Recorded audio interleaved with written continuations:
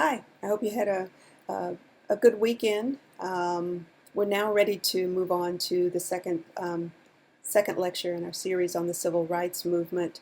But before you listen to the lecture, uh, I would ask that you listen to 2 episodes of Eyes on the Prize. Listening to these episodes, you'll learn a little bit more about the context and also how the rhetoric was used to advance the movement. So, if you would stop the lecture at this point, listen to those 2 episodes, and then come back to the lecture, that would be great. See you on the other side.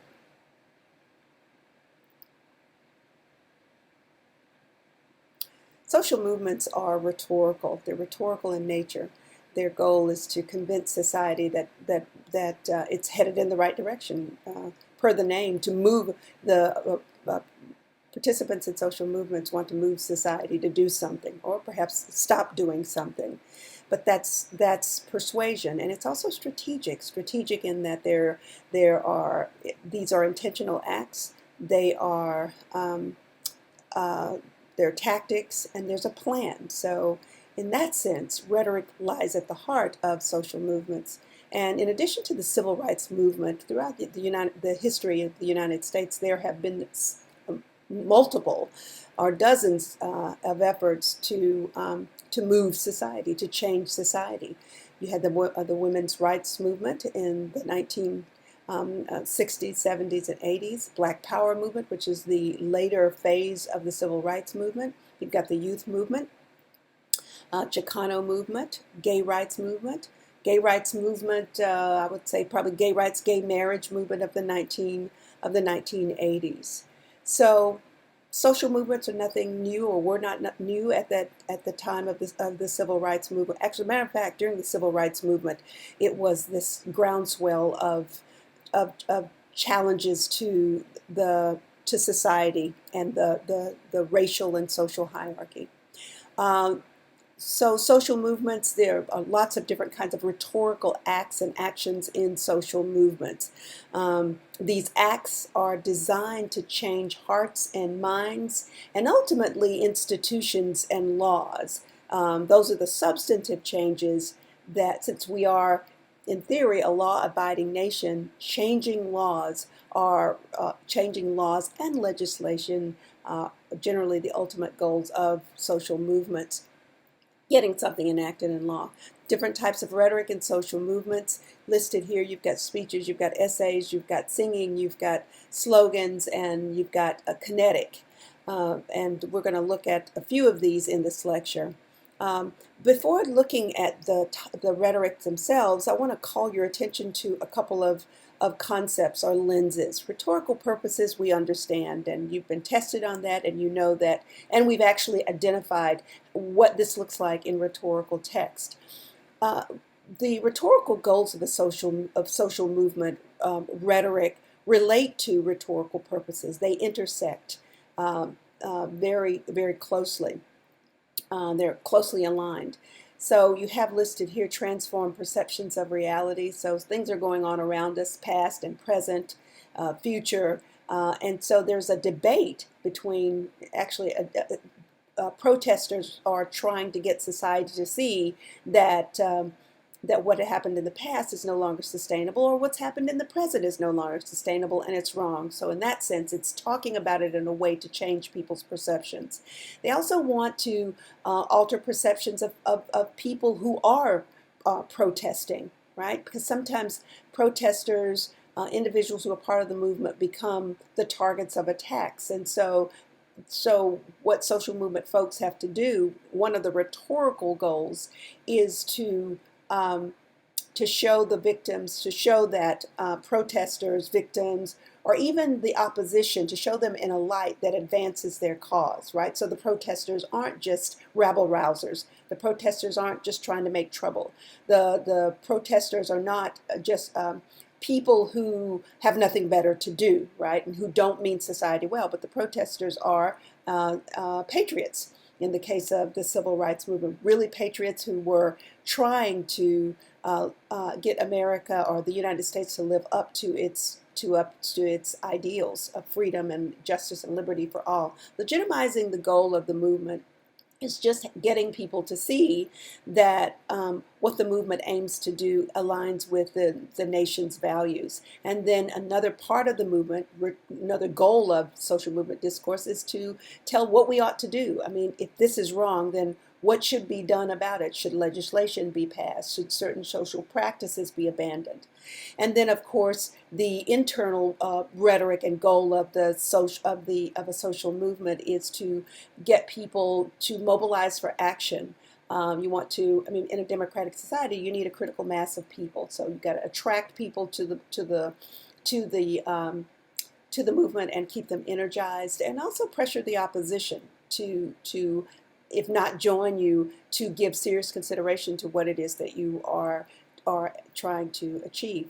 This is type when we think about types of social movement rhetoric from the civil rights movement. This is just a sample, and in this sample, you'll also be able to see how some of the rhetorical goals, creating a virtual experience, explaining, mobilizing, initiating action, and maintaining action. So Mamie Till Bradley clearly is creating a virtual experience. Look how she describes so movingly and so heartbreakingly what her son looked like when she viewed his body. I saw something that I imagined was his brains down there. Then I looked over there and I saw a gash that was so large you could look right through and tell that every tooth in the back had been knocked out. So that's creating a virtual experience of a mother's pain.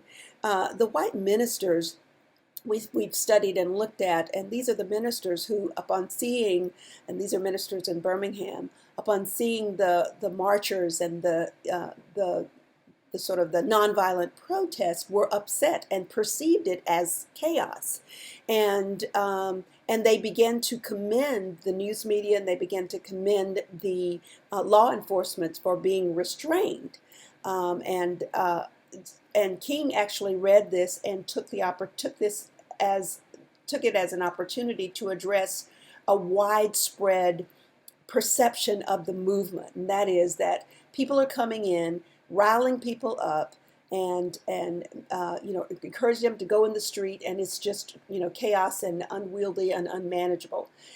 King, though, in his letter from Birmingham's jail, takes them to task as ministers and as religious folks, religious leaders, religious thought leaders.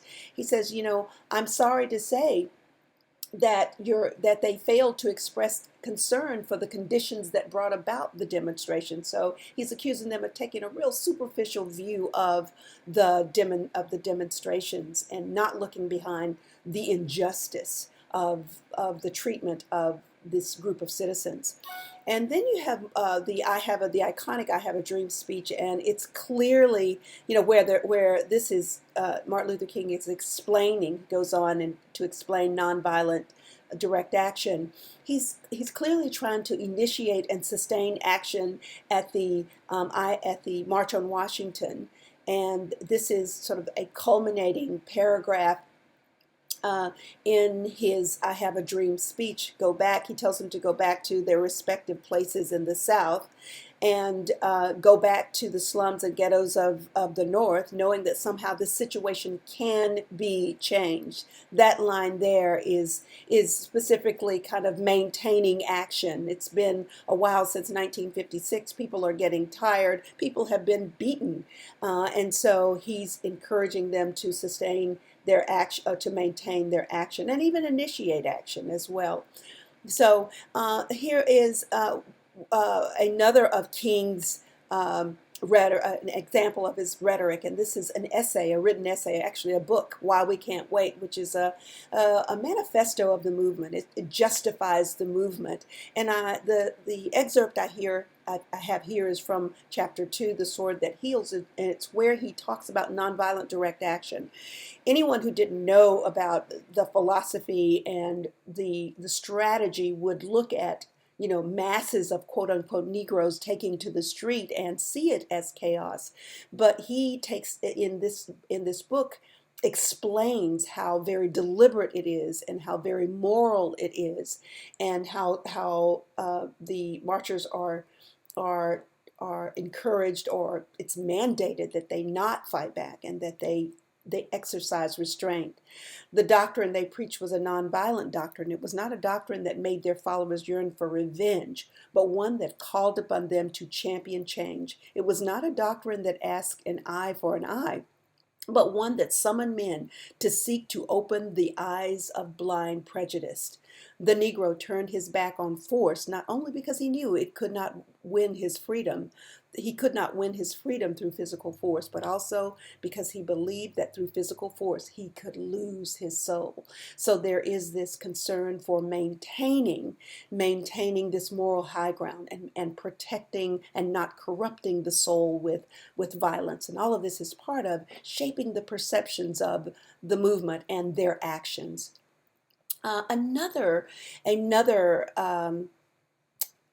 I guess another type of civil rights rhetoric was slogans, right? Slogans, and I put hashtags. I thought of that. I thought, oh, that's akin to some hashtags today, where, you are. These are these sort of short statements. I have it here. Short statements, phrases, and expressions that reflect a larger ideology or a larger orientation or a larger strategy, and they're pretty powerful and effective. It's easy to underestimate the power of them, as I say here, but you can identify them and say them pretty easily. They release. It's saying, sometimes uttering a powerful phrase can release frustration and empower the people who are saying them. Sometimes it can excite people to violence, depending on what the phrase is. There's what they call this blindering effect, which is sometimes if you focus so narrowly on the cause and the rhetoric, and more specifically and precisely the slogans, it's kind of like it blinds you to alternative ways of thinking, or it gives you tunnel visions, and so you don't think about the opposition and their perspective, or other people sometimes in the movement who may not be as passionate as you are. Um, and then another type of rhetorical action is kinetic resistance. And kinetic resistance is the use of the body. The body becomes a tool, an instrument for resistance and defiant. It's where you confront whatever the perceived social justice with the body, and you ready and discipline the body for confronting this justice, or as I say here, challenging resistance.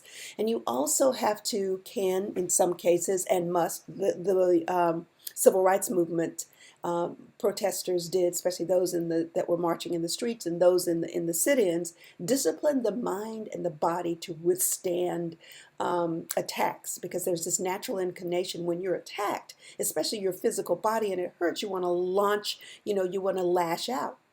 But so the marchers had to go to, sort of sit-ins training school, if you would, the Highland School, to learn how to discipline their body. So kinetic resistance is no easy walk. I just took that phrase from the Eyes on the Prize. No easy walk, because because of what you, if it's nonviolent anyway, because of what you have to endure. When we talk about kinetic resistance there, it takes the form of movement, walks and marches, movement in expressive praise and prayer and saying hallelujahs and moving the body to sort of harness spiritual energy. Fist raise can also be a kind of movement of the hands. Going to jail, the act of going from the protest line into the squad car and into jail is also movement. The refusal to move is also, getting the body to be still in the face of attacks, sit-ins or lie-ins or pray-ins, and not moving, or kneeling, perhaps even kneeling, is refusing to participate and act. In the case of, in our current times, kneeling during the national anthem. And then hands and bodies, having the hands and your body engage in acts that move, that propel the movement forward. So you read about the women of the movement who were really the foot soldiers of the movement. And as we tell and retell the civil rights history, they are integrated into that narrative, and they are are prominent as they and prominently featured because they played a major role. They made copies. They not only marched and sat in, made copies, and they just distributed flyers. And so when we talk about the goal of the movement to prescribe courses of action, and sometimes tactics need to be described to, sort of prescribe what are we doing immediately? What's the next thing? And women were in the 60s were a major part of that. So other aspects of kinetic resistance would be dress, the way you dress, the way you hold your body, your carriage, your posture, your facial expression. So when we are, as rhetorical critics, when we're thinking about these kinetic acts of resistance and understanding them and understanding their power, well, we need to consider not just superficially the movement, but how they moved, and and what role did dress play, and what facial expressions were they smiling? Was there a resolve? Were they happy? When they were moving, what were these other sort of ancillary and companion acts and features that empowered those the movements as a type of rhetoric? We talk about African American resistance. We've looked at, Nat Turner as physical and rhetorical resistance, and I'm looking at what we've done previously. Frederick Douglass, exclusively rhetorical. Harriet Tubman, we didn't talk about Harriet, and next time I teach the course, we'll talk more about her, and I highly recommend the movie about her, Harriet. But that was kinetic, moving from the South to the North, and the North to the South, and the Underground Railroad. This is a video that I recommend. This is a video about SNCC and SNCC's training in nonviolent direct action. You saw the videos and you saw the harassment, the brutality, the physical attacks that they withstood. And this is a 5-minute video that talks about it, and I hope that you'll listen. These are just images of nonviolent kinetic resistance, standing, moving, kneeling, sitting, linking arms, holding up banners. All of these are kinetic forms of rhetorical resistance. Disciplining the body for resistance. This is a link I recommend as well.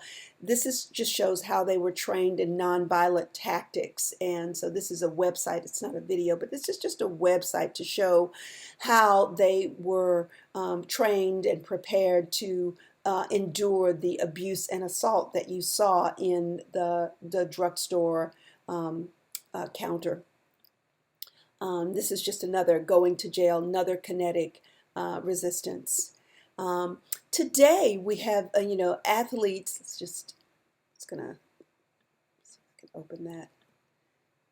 We have athletes today and yesterday who have used their platform and their bodies, which they were well equipped to do, to resist. There's the iconic raised fist. This is just Muhammad Ali and others who talked about what they weren't going to do. Muhammad Ali in particular, rejecting the draft for to go into the Vietnam War, and he was criticized and even jailed for that. Jackie Robinson. This is more today when you see, Brunson. Talking about the change, using their platforms to call attention to social justice. Same here, and then of course we have spoken about the kneeling. That's also very kinetic. Social media hashtags. To bring this forward, here's another way that you can, I think they're kind of overused. We're pretty saturated with them. But they're great for starting conversations, raising awareness. And starting, conversations can become really robust, and movements can start. And you can think of several movements that started with hashtags, right? Just started with these, not just a speech, not a meeting, but just with someone using what used to be the pound sign, it's now the hashtag, and a saying and a phrase, just like a slogan, if you would, to start the effort to change something in society. Me Too movement is one of those. Um, I would encourage you to listen to another movement, another video that talks a little bit. This is Tarana Burke, who started Me Too, what became Me Too in 2006, and it was very localized. And she tells you a little bit about what they were doing and how they started and what some of their tactics were. And so I encourage you to look at this video as well.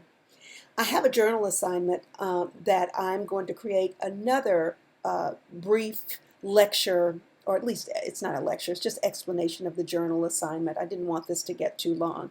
So in any event, all right, if you have questions, please do reach out, and I will see you later. Have a great day.